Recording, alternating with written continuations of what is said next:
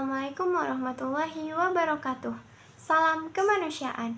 Perkenalkan, nama saya Tarisya Indah Aprilianti, NIM 0306231037, kelas PGMI 2, Stambuk 2023. Nah, teman-teman, izinkan saya mengajak teman-teman sekalian untuk mendiskusikan materi kepalang merahan tentang donor darah.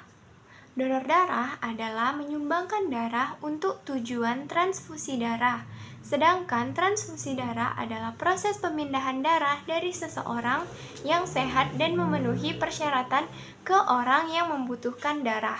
Jenis-jenis darah ada 4 macam. Ada golongan darah A, golongan darah B, golongan darah AB, dan golongan darah O. Fungsi donor darah terbagi dua, yaitu fungsi donor darah sebagai penerima darah dan fungsi donor darah sebagai pendonor darah. Nah, di sini sebagai penerima darah, jika seseorang mengalami kecelakaan atau sakit yang menyebabkan kekurangan darah dan mengancam jiwanya, maka dia perlu melakukan transfusi darah. Sementara sebagai pendonor darah, fungsi donor darah yaitu yang pertama, mengangkut oksigen dari paru-paru ke sel tubuh, dan yang kedua, mengangkat karbon dioksida dari sel-sel tubuh ke paru-paru untuk selanjutnya dikeluarkan dan menggantikan sel-sel yang rusak. Syarat-syarat sebagai pendonor darah. Yang pertama, laki-laki atau wanita yang berusia 18-60 tahun.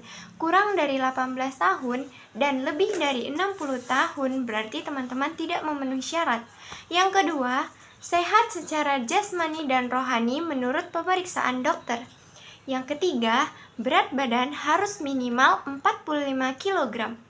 Yang keempat, kadar hemoglobin minimal 12,5 G per dl. Yang kelima, tekanan darah sistolik 100-180 mmHg dan diastolik 50-100 mmHg. Nah, selanjutnya yang keenam, yang harus teman-teman perhatikan yaitu tidak menderita penyakit berisiko tinggi seperti HIV atau AIDS, hepatitis, sifilis, penyakit jantung, hati, paru-paru, ginjal, kencing manis, kejang, kanker, atau penyakit kulit kronis. Nah, teman-teman yang sudah melakukan donor darah akan mendapatkan rasa sukarela. Nah, rasa seperti apa sih yang kita dapatkan? Yang pertama, mendapatkan kepuasan batin karena darah yang disumbangkan dapat menyelamatkan jiwa-jiwa seseorang yang membutuhkan. Yang kedua, kesehatan kita menjadi terpantau karena kondisi kesehatan kita akan diperiksa secara teratur. Dan teman-teman yang mendonorkan darahnya itu akan menjadi sehat dan dinilai ibadah. Yang ketiga, membuat tubuh semakin sehat, sebab dengan mendonorkan darah, tubuh akan memproduksi darah yang baru. Yang keempat, dapat bergabung dalam organisasi PMI untuk menambah relasi atau teman dan berperan di kegiatan kemanusiaan lainnya.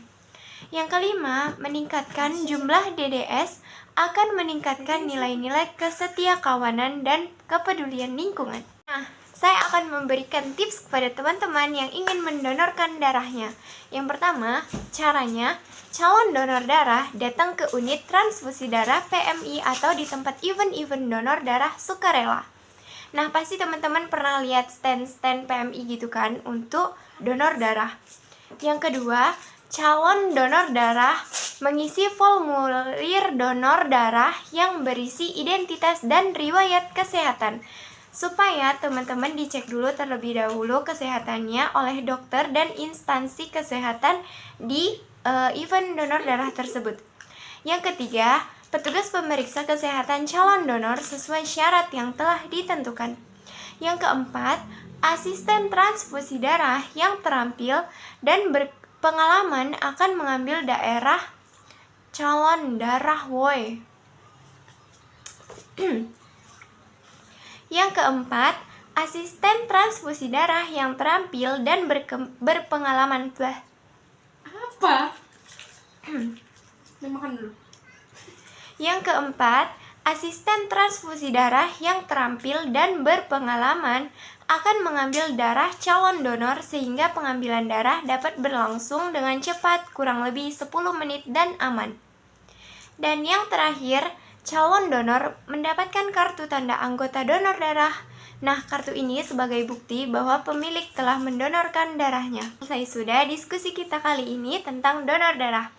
Sekian yang dapat saya sampaikan. Terima kasih kepada teman-teman yang sudah menonton video ini. Sampai jumpa. Salam kemanusiaan.